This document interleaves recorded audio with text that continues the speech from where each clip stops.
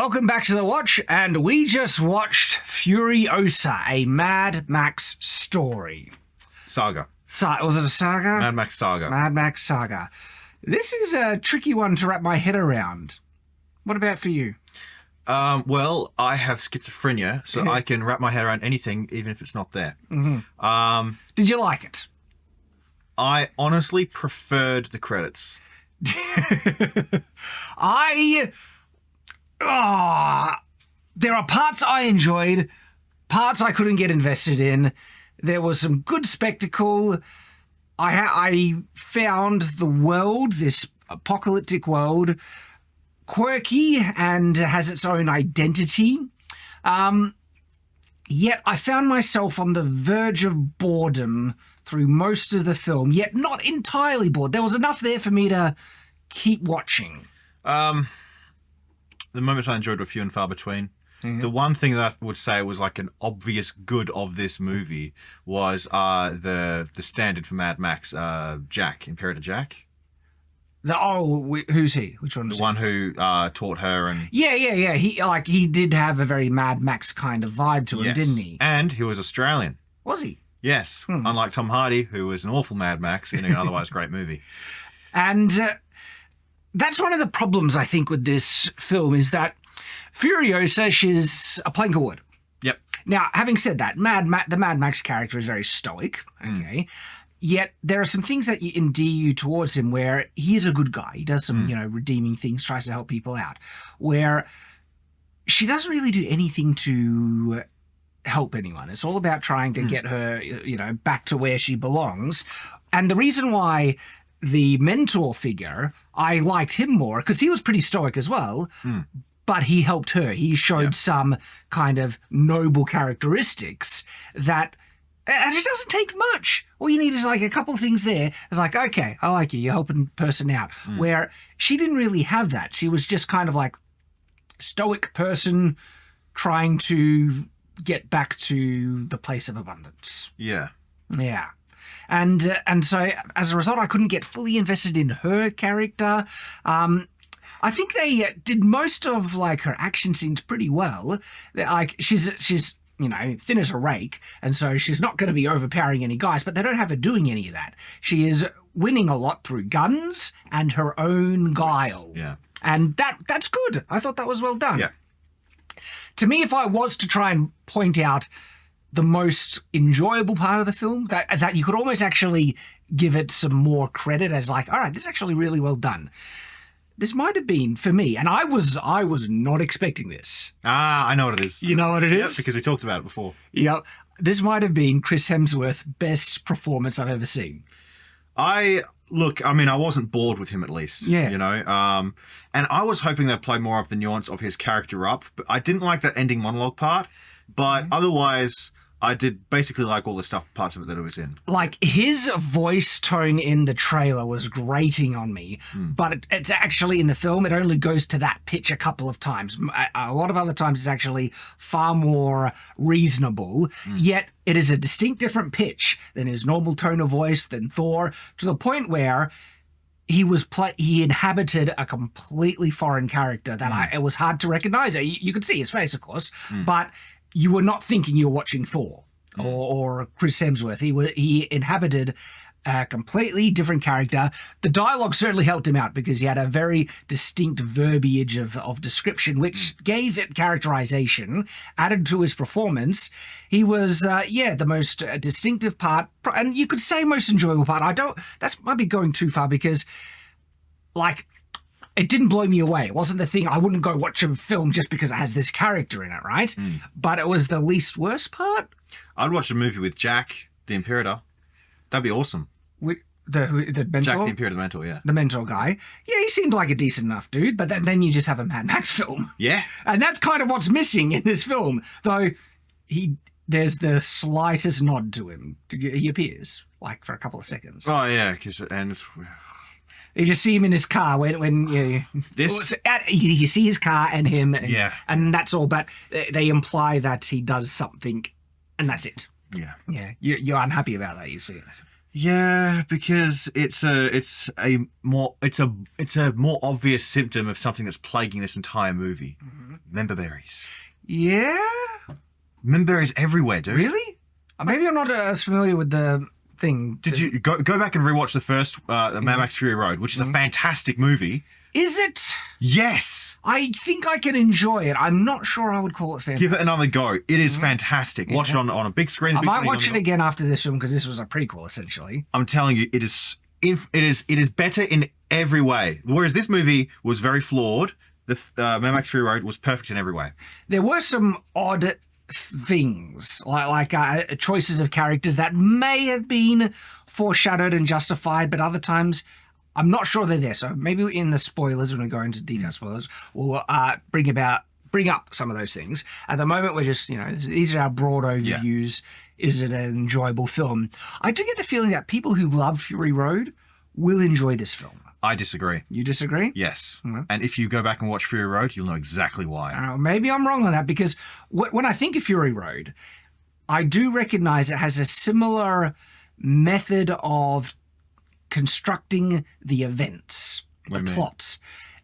Fury Road is not necessarily a classic plot where it kind of has beginning, climax, ending, but it has a non-conventional way of telling a story and returning to the same place where it kind of begun, and it subverts where you might think it's going. And this movie seems to follow that trend where this film doesn't have a distinct beginning, or of course it has a beginning, but climax and conclusion, where it doesn't follow that. The plot is actually a bit more meandering, and it plays out more of a series of connected events that do make sense getting to one to another, that doesn't conform to your conventional story structure. Almost like, what do they call that in writing? A saga. A saga. A saga. Yeah, and I think that kind of pulls it off, because there are moments when you think this could actually have been like the climax or conclusion, but then it takes a kind of a left turn, does something different, or keeps going further into the story, or something goes wrong. And where you think it might be naturally progressing if it was a more stereotypical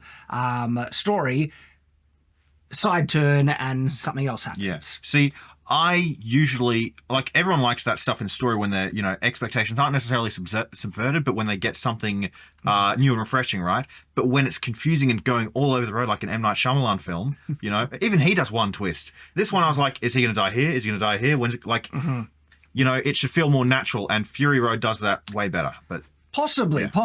This one, at least I wasn't predicting everything that was going to happen. The antagonist, which, played by Chris Hemsworth, he is doing, different decisions that that's okay, he's doing this now. It makes sense, and sometimes it's out of the ordinary. And so, in that sense, I think I can appreciate the type of story because it felt a little, dare I say, fresh or unconventional. And I think I was able to enjoy the fact that it wasn't just the same type of stuff. That it was a more unconventional plot progression with a somewhat engaging somewhat engaging antagonist, with a mostly boring protagonist, with lots of spectacle. Like some of the action scenes are pretty, Yeah, but the CG, man. The CG in Fury Road is unnoticeable. Some of the CG was wonky, granted. Yeah. There was one moment in particular I was like, ooh, Yeah. And it didn't fall into terrible girl boss tropes, really. Like she gets defeated a lot. She's not a Mary Sue, right? And so I can give her credit for that, and she wins through guile and cunning. And as a result, I think I'm sitting on about a 6 out of 10. I'm sitting on a 3 or 4. On a 3 or 4? Yeah, 3 or 4. Mm-hmm. You didn't like it as much then? I really didn't. Yeah. Also, obviously my schizophrenia was activated the entire thing. Mm-hmm. What were some of the things you didn't like? Again, I didn't like how it, okay, so obviously, you go to a Star Wars movie, you expect Star Wars. Mm-hmm. You go to Mad Max, you expect Mad Max. And you get Mad Max. Yes, and so I saw the first one, which was really low budget. The second Mad Max is really good despite its low budget. Mm-hmm. The third one's awful. And That's Thunderdome, isn't it?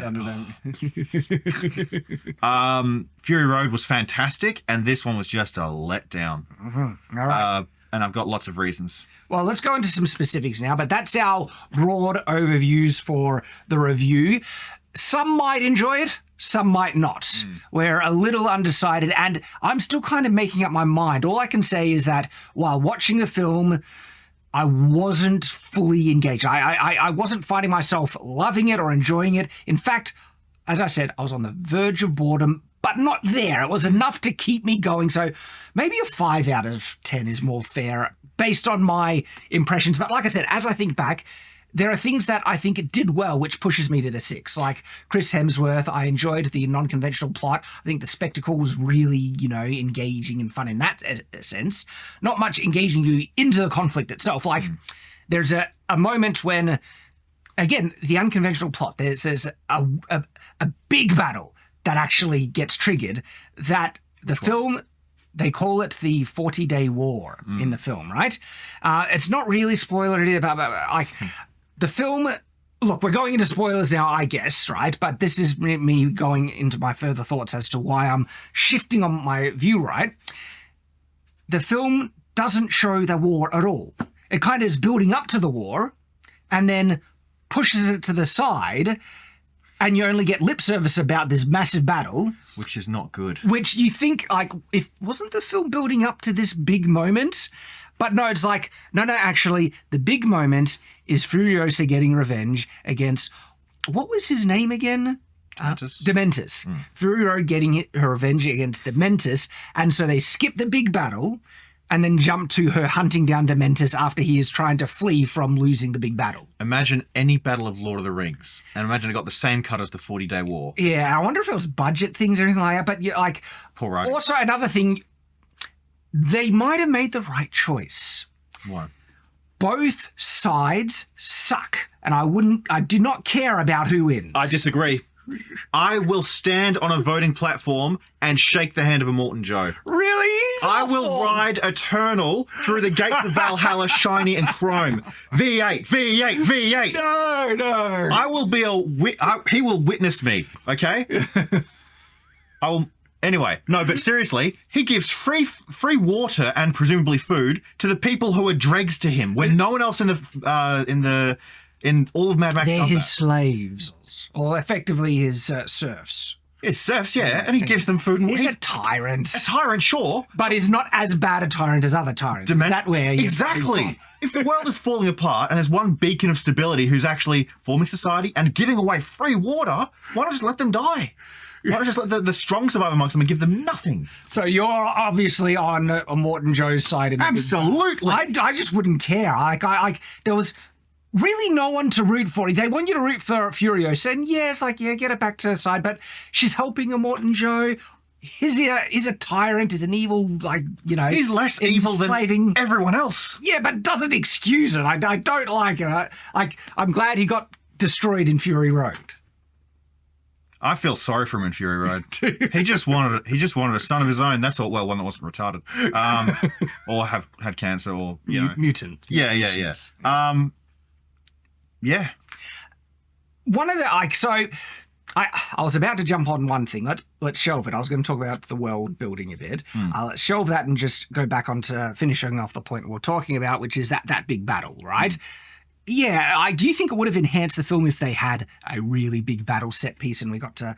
I think perhaps, maybe. I still have trouble getting invested in it, but I guess the setting is trying to guide you that, look, what Dementus is the worst of the worst, and so you want him to lose. Yeah. And so maybe they had a big battle set piece, but again, I'm not sure I dislike the film for doing an unconventional thing where it says, no, this isn't what's important to the story. The important thing is the revenge plot of Furiosa and Dementus. Yeah. That's what we'll focus on. And I think it could have been written so much better. And for example, the rules, you know about the rules of storytelling, right? The acts and the rising tensions and stuff like that. Okay, so I feel it works better in film because of restricted time frame and stuff like that.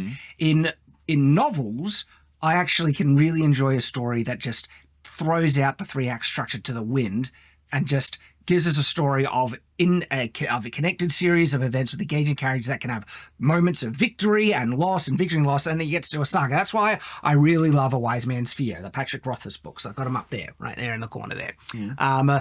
And so the Name of the Wind and Wise Man's Fear is there.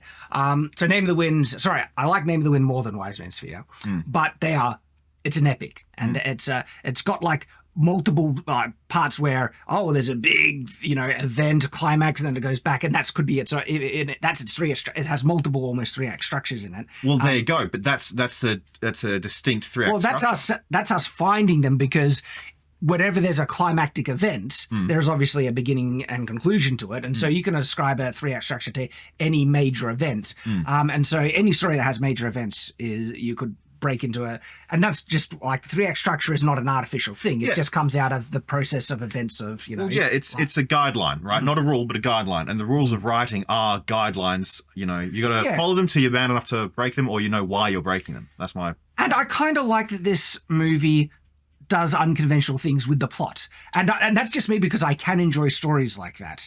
I'm not saying it necessarily always works better. And this is a subjective reaction. I think there are some people like yourself not liking how the film is playing out. Have you heard the phrase by Michelangelo, perfection isn't reached when there's nothing left to add. It's reached when there's nothing left to take away. So when something becomes perfect, not by adding as many things as you can and there's nothing more to put to it, but when something is reduced down to a more singular thing. Well, I guess you're pointing out because this film is long. Long and bloated, and I'm saying that they could have written it, edited it, done anything to make it more... You're probably right there. If there was a more concise story that gave you a better payoff. Yeah. Yeah. Now, Fury Road has those breaks, but there's only like 2 breaks where they slow down and then they get straight back into it, and it ramps up and then falls off. Break, ramps up, falls off, and then straight to the end. Massive ramps up and then falls off. So as to the payoff, right? I don't know why I wasn't feeling it. Maybe because I'm talking about the death of Dementus, right? I didn't feel that, yes, I had the satisfaction of seeing a bad guy get what's coming to him. And is it because he was like one of the few likable characters in the film? Is that why? I don't know. Yes, but also it's because he didn't die. We didn't see it. Well, they show multiple possible, but then they confirm this is his ending, which was a pretty... He's still alive. Yeah, but he's getting tortured forever, basically. Still. And so he got what, why it might not satisfy me as much is because there are just as many scumbags like in the world, and just, he's dead. What has she achieved? Well, yeah, she hasn't changed the world, made her. You could say she made it slightly better by getting rid of him, because he was very unhinged. To be fair, though, he was getting rid of himself and his own people all the time he existed. He was an interesting character. That's why I kind of liked him, where he had a level of competence in terms of combat and fighting, and he works out some strategies that seem to work. So when it comes to like strategic battle, he had talent, like figuring out, we paint you in white and we'll take over Gastown. And there was a number of other things where he just did some tactical things. It was like, okay, he's not an idiot. But when it comes to governance and economics, stuff like that, he's obviously completely dog crap at it, because Gastown goes to hell, and all he can do to try and figure out how to fix the problems of Gastown is conquer everything else. Now, he had the history man, didn't he? Yeah. He had the history man. I'm assuming that the history man told him all these ancient battles, like the Trojan horse, like he tried with Gastown. And what do you call it? The burning other places and lighting, diversion, stuff like that. Probably learned from him, because again, the history man was like, there was the battle of this and this and this in history. But there were other moments where he just did some kind of clever things, like when he was pinned down by Furiosa with the sniper rifle, and he gets the other guys, in front of him, and he pulls the gun, so the other guy gets shield. Yeah, but like simple things like that, he does actually multiple times. Where it's like, okay, he actually is applying some tactics with the way he fights. You can see why he's, the top dog in that regard. But he's got the curse of the midwit. The curse where it's like, you're smart enough to use certain things, but not smart enough to actually like recognize, oh, I'm actually just destroying everything around me. Yes, exactly. Yeah. So like he's able to like, oh, he knows how to get resources and stuff like that. Like he's got the history man. He's got all of his, people around him, but he wastes them all. Yeah, and it's not to say everything he does makes sense, because I guess because he does do stupid things. Some things just don't make sense. Like I don't know how they were able. They walk in ready to blow up Gastown after they take it over, and they have like a code thing. Did they like run a cable from Gastown to there to like be ready to blow it up if they? Oh no, just basic. If they don't return, the bomb will go off and like a code will disarm or something. I assume it's the same reaction as what do you call it? The telegraph system, maybe, or the radio. Possibly. Yeah. Like why did he have chains to nipple rings connected to the gun thing? Some men just want to feel their nipples burn. There was just really weird. There's like, what? I derive nothing but sheer annoyance from being reminded that they exist through sensation. Right? Nothing. Why? Why do I need them? Why do I need them? I wasn't going in that direction, but you can ponder that on your own time there, Oz. It's a whole question for the ages. I will. I'll let me get it. Okay. So, Dementus, like I said, probably the more enjoyable character. Now, as to his ending monologue, you didn't like it. I actually did. It could have been done way better. Possibly. It dragged on But the fact that he was like, you're going to have a really difficult time. I'm paraphrasing, of course. Really difficult time taking revenge because I'm not afraid that I'm not afraid of heaven, not afraid of hell. My soul is dead, basically. And the only reason I do what I do is to find whatever fleeting pleasures to feel something, right? Nihilism. So you can't hurt me, basically. And it's like, okay, that encapsulated his character quite well, and it all came from the fact that his children were obviously murdered or something terrible happened to them, and he's dead inside, and so he's just ready to see the world burn, only looking a way to get power, and therefore he wants to feel something by pleasure. Yeah, but I don't know. I feel like he could have done a better job of it. It seems like he was trying to tear things down with his whole commie speech. But then again, why was he building this big power base and trying to get all these resources? Well, that's just, again, like food, ability to live, power, which will get him like women or whatever and stuff like that. Like, he fell into just being a tyrant for out to get himself. And he says it's because he wants to feel something and is able to feel something by, Yeah. destroying everything around him for his own selfishness. You know, it would have been, I feel like, something more poignant for his character if her way of torturing him was to destroy that teddy bear. And it, killed him. Oh, that would have Could you imagine? been good. That would have been nuanced. If You're he's like, right, no, don't do because that. Don't exactly do it, please. where she finds the love. And he had that through the whole film. Yep. So that's the proper setup where there's only one thing that he actually cares about. Yeah, and maybe she doesn't do it. Just because that's not, maybe she doesn't, but he threatens her. Because it would have been great if he says, you can't do anything to hurt me. I got nothing left. And she just pulls it, rips its head off. And then he actually... And then a tear comes down. That would have been... And then she tastes the tear. Oh, no. See? Yeah. Oh, that would have been... that would have been more powerful. The whole time I'm watching this, I'm thinking, I could write a better movie. I think this movie has been interfered with because Tim Miller is a fantastic writer and director. Yeah. And obviously there was some woke stuff. Point some out because I don't think it was very woke. So Tim Miller, right, he added people with disabilities in Fury Road, but they fit and they weren't hyper-focused on. They were just treated as regular characters like everyone else was. In this, they very much focused on disabled. Now, I don't have a problem with focusing on disabled characters as long as there's a point to it. It's not just there for a disabled person. Like Morton Joe's son. In Fury Road, he's got a disabled son who's in this floating thing and he sees through a telescope and stuff like that. In this, they focused on that disabled kid in the truck, and I know why they're doing it. Brownie points, DEI, I mean, to me, in isolation, it wouldn't really stand out. Because I think it's because I get this. I can be hypersensitive to any of DUI, anything, because that's the push for it. I think this film isn't really woke. Let's take it in isolation. Pretend DI wasn't happening and this film just appeared in the 90s and everything. I don't think anyone would really bat an eye of anything in it. Yeah, but the fact we have context, whereas if you look at Fury Road, there was no DEI in that as far as I can see. And if there was, it was masked by the fact that the characters were written better into it. Because I think if they were really pushing for woke agenda stuff, she would have been more of a girl boss and kicked everyone's ass and stuff. She did win, though. She got defeated massively, multiple times. She gets her arm ripped off and everything. Yeah, but they have to justify why her arm was missing in the... Exactly, but I mean, it still means that she gets defeated multiple times. And even...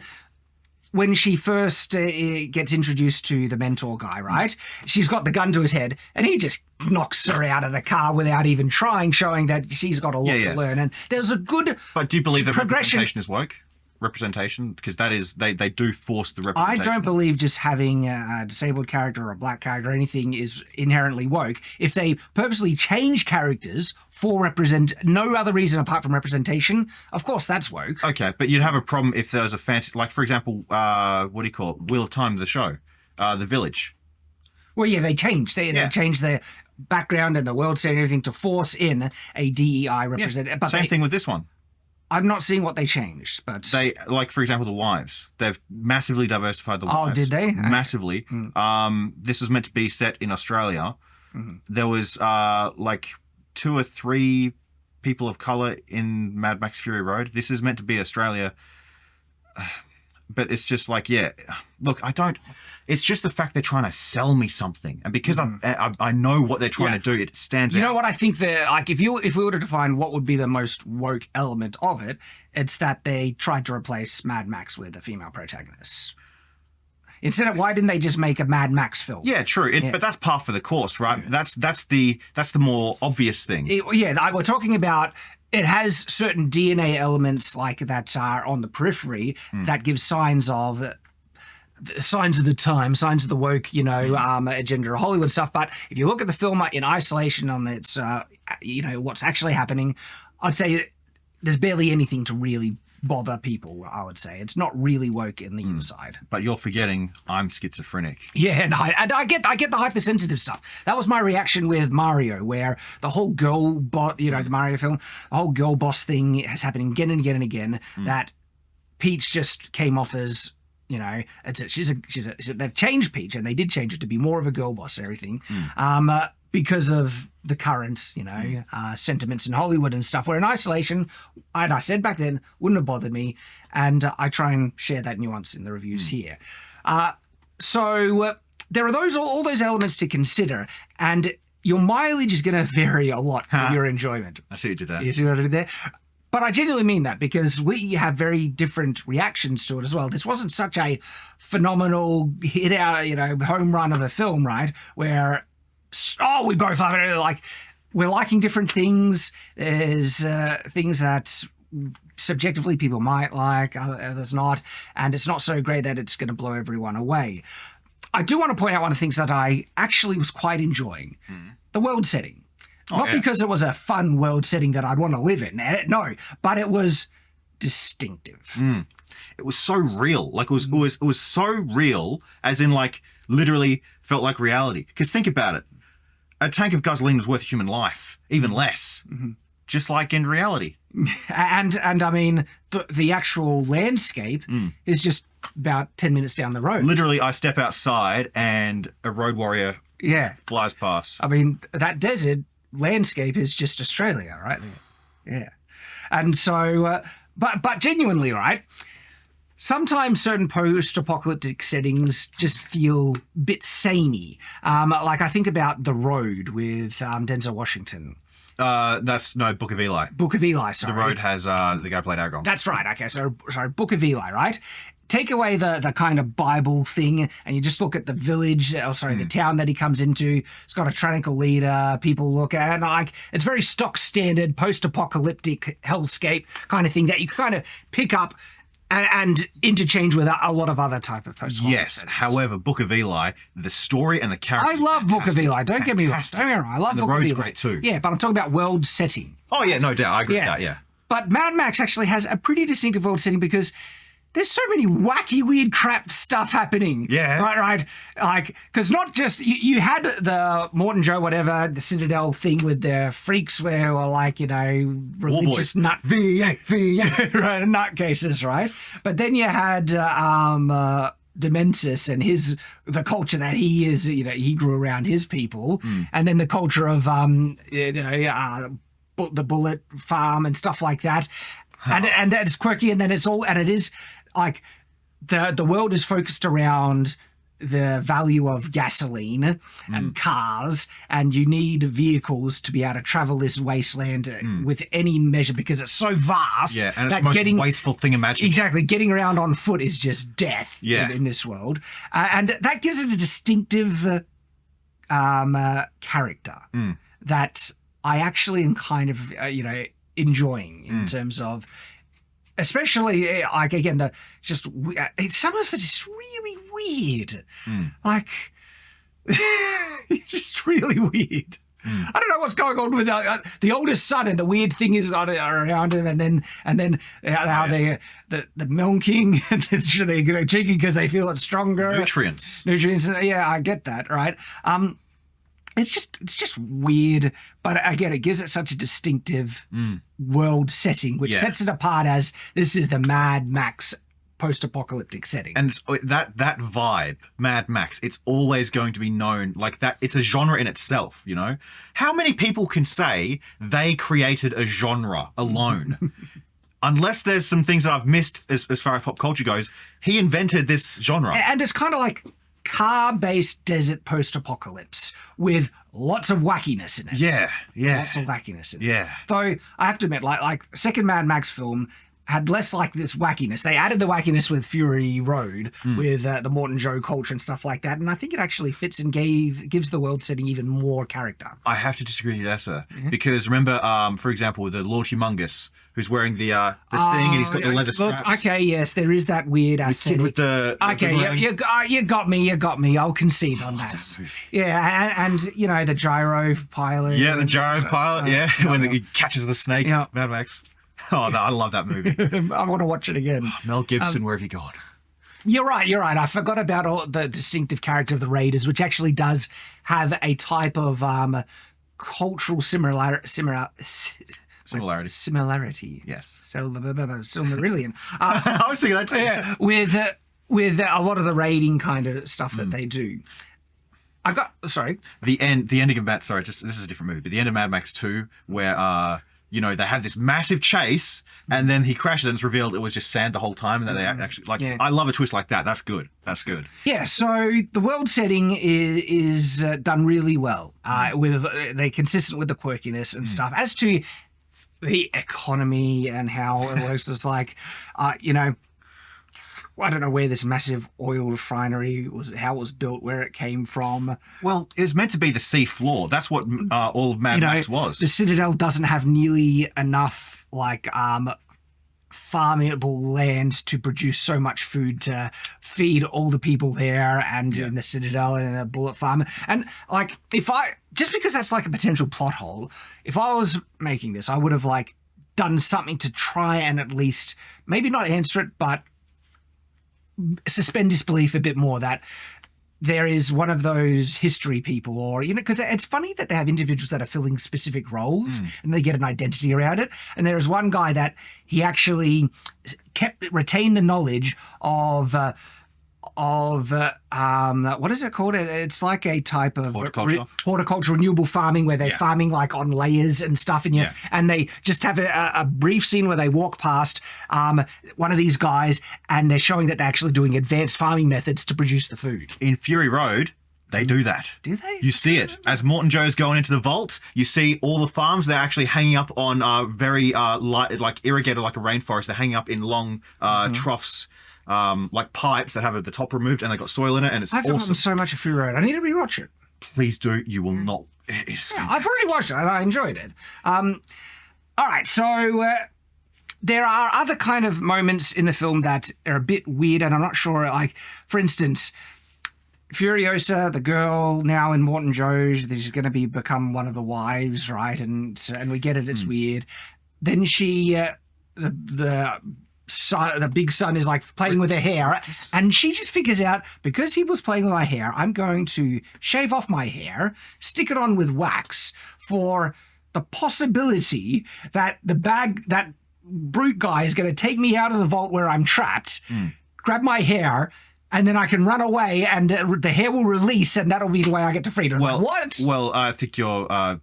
what she was actually... Well, think about this, right? You want to escape a place, right? It's very noticeable that she noticed that there's the wall boys who are, they're a dime a dozen, right? Like, she shaved her head so that way if she's walking down an alleyway... and she could just rip the hair off and then try and hide amongst them. Instant. Okay, because you think about it. You're chasing someone, a girl who you've seen has hair. Yeah, good and then you round a corner, she's not there, but there's just a wall boy like, who was that that ran down there? You raise another good point, Oz. Yeah? What's wrong with you today? What do you mean? Those are two good points that you've made me concede on. I don't know. What is going on? I read my horoscope and started getting into contention with people. Maybe because I'm on my best behaviour. Can I just point out, when you make a reasonable argument, see how easily I concede on it? However, I concede. There we go. Concessions. So, okay. I'll grant you that one. There does seem to be a couple of moments of... When I was watching, I was like, well, that's super convenient. Lucky that happened. Like, for instance, I remember the big one, right? Yeah. It's near the beginning. They capture Furiosa and Chris Hemsworth. What's his name again? Dementis is like, we'll follow their tracks back to where they came from. And luckily, a sandstorm came in, right? Perfect moment to wipe away the things. I was like... Oh, that's convenient. And it's clearly just Deus Ex Sandstorm to solve that problem. And then the sandstorm at the end didn't cover his tracks. Remember, he drove through the... Yeah. How was she tracking him there? Maybe she was close enough. Well, she was... maybe, but still... Like... And then there were a couple of other conveniences, right? Like, that just... When she saves, her mentor, Guy... And they're now trying to get to freedom. And so this is when she saves them from the bullet farm, right? I liked that. That was actually... I really did like the bullet farm scene. I liked that. Now, like I said, this film has spectacle that can be really engaging, right? They have a massive lead, okay? And he's trying to chase her down in effectively a monster truck with these big wheels. You like the way that they catch up on them, he would need to be traveling 4 times faster than them in this massive thing, right? And they're in this fast, smaller, speedy V8 thing. And then they just run them down without any problem. Like this, I don't know, like the vehicle that he has and also all the bikes, they just easily chase him down. I don't know that they cut a corner by going over the thing and he's one of the few in his car, but still, they close that distance way too fast. To the point where I was just like, that should have been our home kind of, thing. There is one thing though, monster trucks are deceptively fast, so fast that they can literally flip themselves because their top weight versus their... That's just their torque and power. I like it. Just, you have something with more mass and that is much harder to get going. It takes longer to accelerate and then just takes a lot more fuel to maintain the speed. It's affected by wind resistance more. Wheel size. Because wheel size over, think about the wheel size of the cars they were chasing, smaller, less, what's it called? Yeah, but that creates more resistance on the engine and it's harder to get to that. Like, smaller, like, they were in a faster, speedy car. Like, and there was a number of times where whoever, again, when the mother is running away on the motorbike, right? They chase her down easy and to the point where she has to send Furiosa away and then do this last stand thing. I'm like, hang on, you have a bike that is, by all the, intents and purposes of what we've seen, should be as fast as your pursuers.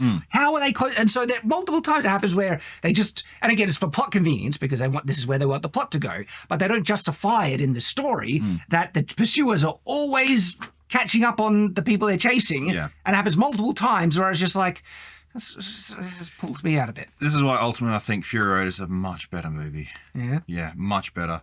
And also in Fury... you know what? There's a ton of problems with this movie that kind of make inconsistencies for Fury Road. If you go back and watch Fury Road, you'd be like, wait a minute.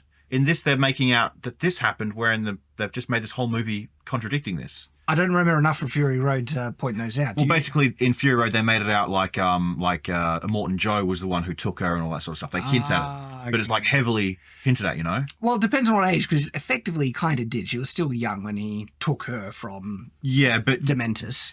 If you go back and watch it, you'll be like, not only will you enjoy a better film, but you'll also be like, okay, that's a bit, you know. Yeah. Just for me thinking back, because I love that movie. Apart from Tom Hardy, I don't. There's another thing that I want to give it credit to that I also enjoyed. The dialogue. They gave a lot of Aussie slang into the dialogue that I just appreciated. Yeah. There's a moment where, you know, Dementus is talking about giving the people the food. He says, "You will get your grub," and stuff. And like, it's just, there's some classic old style Aussie slang in there. Like, it's almost like someone, I don't think someone calls it bogan, but what was the name of the clobby knocker or whatever? Bomby knocker. The bomby knocker, right? I hadn't heard that term in a very long time. Right? Yeah. That's our old word for, what do you call it, maces on chains, It's an old bomby knocker. And that might be a US term, but there's a lot, like, we've used it heaps in Australia, and there are some, like, distinctive Australian terms that come out. In Fury Road, there's, their F word is consumus. You might as believe that, but that's their word. And for example, when they say feast, instead of saying feast, they say McFeasting. Like, I love stuff like that. And look, and I love that they were calling gasoline gasoline. Yeah. Instead of doctor, it's organic mechanic. Yeah. That's gold. So, like, it fleshes out the world even more. Yep. Giving it, again, that distinctive feel that I was enjoying. Yeah, instead of saying, wow, that's beautiful, they say, so shiny, so chrome. I love Fury Road. Oh. Just stick me on a war rig. That's all I want, man. Yeah. I'll shave. I'm already the like right you complexion. feel like you could fit into that group pretty well. It's a fraternity. It's a brotherhood. Yeah. Everyone else is mediocre. I can see you doing that, doing the whole... I got it, man. I have an addictive personality. I don't even need to witness. I'll just do that stuff in my own time.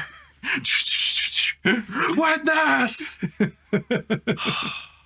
So, overall, it's a bit of a mixed bag. There are things that I did enjoy, but even then, even with all those things, I struggled feeling like entertainment. There were moments where I was like, okay, I'm more focused than other points, like I said, on the verge of boredom. And it might come down to Furiosa's character. It might come down to her. It was hard to get her. I don't really feel invested in her. I felt more about her mentor getting, killed, because he was, I liked him. Well, when I think about it, for the majority of the movie, she's still a secondary or background character. Think about it. A little bit. Because when But then I would say that's to its credit then, because it's avoiding the girl boss. Then what's the point of the movie, though? It's meant to be her story. You do need someone to get invested in, and I have been saying that is an issue for me. So. Yeah. I'd have everything. If I wanted to do this, right, I'd have everything over her shoulder as a kid, seeing this horrible stuff, and focus on her reactions to everything. Because when they do that, she's pretty deadpan, She's deadpan through most of it. She's a bit of a plank of wood character. So where's the change? Even as a kid, she's doing hardcore stuff, Stoic characters can work, clearly. They can, but there wasn't enough to get me invested in her, because, the contrast is the mentor. The mentor does some noble things. He's stoic still. There's moments where there's no dialogue and he just conveys it with, like, a nod or something like that. Exactly. Same way as she does. And you actually see that they have a relationship where they understand each other and can communicate just through body language. Yeah. Which built their relationship pretty good. Yeah. Which is why they're my favourite scenes in the whole movie. Yeah, I would say, I would agree, actually. Yeah. They ended up working together really well. And so when he gets offed, the movie loses something there, because he is kind of the Mad Max surrogate in this film. And you would, like, if he was the main character, I would have enjoyed this film more, I reckon. Same. And I kind of like the idea that in this universe, there's people who are all like archetypes of Mad Max just going around at any given time. I like that idea. You like that? There's no one Max, but like everyone's got all these different tales of people who they met who are just like Max. Really? So do you reckon the Fury Road Mad Max is the Mel Gibson Mad Max? Absolutely not. You reckon it's a different Mad Max? Different Mad Max. Different. Is that canon, or are we... I don't know. But, oh, wait. Well, it's different, because the first Mad Max movie, have you seen the first one? Not the very first. The very first one. So, Road Warrior, which one is that? Road Warrior's filmed out here, dude. Yeah, well, Mad Max Road Warriors 2. Is number 2, because I've seen number 2 and number 3, Yeah, but not the first one. The first one was literally looked like it was filmed around here. Yeah. And so when his family dies in that, they're not run over by a V8, they're hit by a small car, right? Mm-hmm. It's a very low thing. And so it's so loose in how connected it is to... Well, that's what I've heard, that it might not even be an actual sequel because there's so many differences between the first and second film. That's why I started with the second film. There's a really cool fan theory that Immortan Joe, the People Eater, and the Bullet Farmer are 3 horsemen of the apocalypse, and Mad Max is death. And he's the 4th. He chose not to end the world, and so that's why everyone around him dies, and the world still keeps on chugging along. I love that theory. Interesting, because they call Furiosa Valkyrie. No, someone of a horseman of the apocalypse. That line appears in this film. Yeah. The Fury Road is just a fantastic movie. I can't get over it. I can't get over how good it is.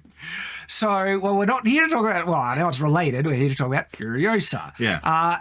That's really the ultimate thing. And after even when we look more closely at some of the individual elements in the spoiler section here, I'm still sitting on maybe a 6 out of 10 for me. I just love the first Fury Road and Mad Max 2 so much. It's probably worth a watch. It's refreshingly absent of a lot of woke crap. It's got great action in it, big spectacle. There's an enjoyable world there. And maybe you'll get invested in the characters more than me. Or maybe you'll be more like Oz and feel the deficiencies between this and Fury Road. Yeah. So it's probably worth a gamble, though, if you're interested in a potentially good film. But there we go. Check it out if you're interested. And as always, stay on watch.